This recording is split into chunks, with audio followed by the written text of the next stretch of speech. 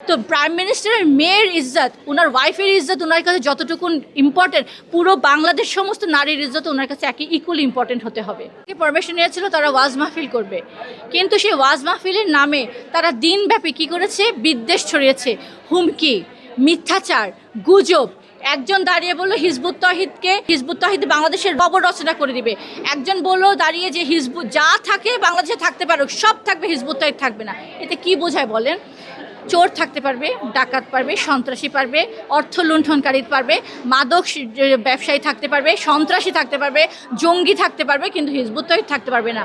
আরেকজন দাঁড়িয়ে বলল যে হিজবুত তহিদের নারীরা পতিতা। সবচেয়ে সাংঘাতিক যে কথা, এটা তো খুবই খুবই সেন্সিটিভ একটা কথা তারা বলেছে, হিজবুত তহিদের নারীরা পতিতা। আর তার মানে ঢালাওভাবে যত নারী হিজবুত তহিদ সব পতিতা। তো প্রাইম মিনিস্টারের মেয়ের ইজ্জত, ওনার ওয়াইফের ইজ্জত ওনার কাছে যতটুকু ইম্পর্টেন্ট, পুরো বাংলাদেশ সমস্ত নারীর ইজ্জত ওনার কাছে একই ইকুয়ালি ইম্পর্টেন্ট হতে হবে। ঐক্যের কথা বলবেন, সেখানে না দিনে সারা দিন ধরে যে প্রোগ্রামটা হলো, একটাও দিনের আলাপ নাই, একটাও কোনো দিক নির্দেশনা কোনো কথা ছিল না, একটাও জাতিকে ঐক্যবদ্ধ করার কোনো কথা ছিল না। বাংলাদেশে বিরাজমান যত অরাজকতা চলছে কোনোটার বিরুদ্ধে কথা ছিল না, ছিল শুধু হিজবুত তহিদের বিরুদ্ধে। এবং সেখানে তারা দাঁড়িয়ে মাননীয় ইমামকে নিয়ে যত মিথ্যাচার, গুজব, থ্রেট তো দিলই, নারীদেরকে বলল পতিতা। আচ্ছা আপনি বলেন, যারা নিজেদেরকে আলেম বলে দাবি করছেন, আমি তাদের প্রতি একটা প্রশ্ন রাখতে চাই, যদি কোনো নারীকে, সতী নারীকে যদি কোনো কেউ পতিতা বলে অপবাদ দেয়, এটার পানিশমেন্টটা কি তারা কি জানেন না?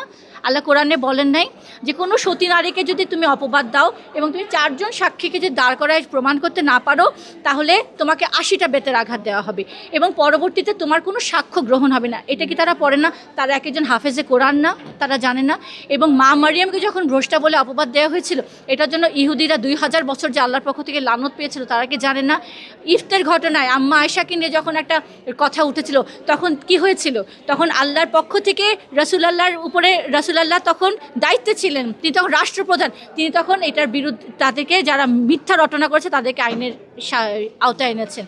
অর্থাৎ আজকে হিজবুত তহিদের ব্যাপারে যে যা ইচ্ছা বলে ফেলতে পারে। কেন? কারণ আমাদের হিউম্যান রাইটসটা প্রতিনিয়তই ভায়োলেটেড হচ্ছে। এখানে আমাদের হিউম্যান রাইটসের ব্যাপারে কথা বলার কেউ নাই। আপনি যেখানেই যাবেন, আজকে যদি আপনি বলেন, যদি সরকারের যারা আছেন ক্ষমতায়, বিএনপি, তাদের একজন নারীকে যদি আজকে পতিতা বলে, এখানে কি বিএনপি এটার এগেনস্টে কটূক্তি করা আছে? সাথে সাথে তিনি কি করলেন? ওই ব্যক্তিকে ধরে অ্যারেস্ট করলেন। এটা তো হওয়া উচিত। রাসূলুল্লাহ যেটা করেছিলেন আম্মা আয়েশার ব্যাপারে, যে যখন তাকে অপবাদ দেওয়া হয়েছে তিনি তাদেরকে এনে শাস্তির আওতায় আনলেন, আজকে প্রাইম মিনিস্টার ঠিক তাই করলেন। তো প্রাইম মিনিস্টারের মেয়ের ইজ্জত, ওনার ওয়াইফের ইজ্জত ওনার কাছে যতটুকু ইম্পর্টেন্ট, পুরো বাংলাদেশ সমস্ত নারীর ইজ্জত ওনার কাছে একই ইকুয়ালি ইম্পর্টেন্ট হতে হবে।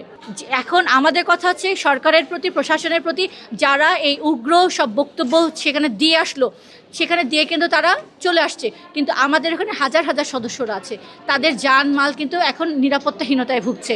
তারা যে কোনো সময় হামলার শিকার হতে পারে। এটার দায়ভারটা কে নেবে? এটার যদি একটা বড় ঘটনা তারা ঘটায় ফেলে, এটার মাসুলটা কি দিবে? আমরা 2016-তে 2 জন ভাইকে আমরা হারিয়েছি, তারা দিবালোকে জবাই করে তাদেরকে হত্যা করেছে, আজ পর্যন্ত আমরা বিচার পাই নাই।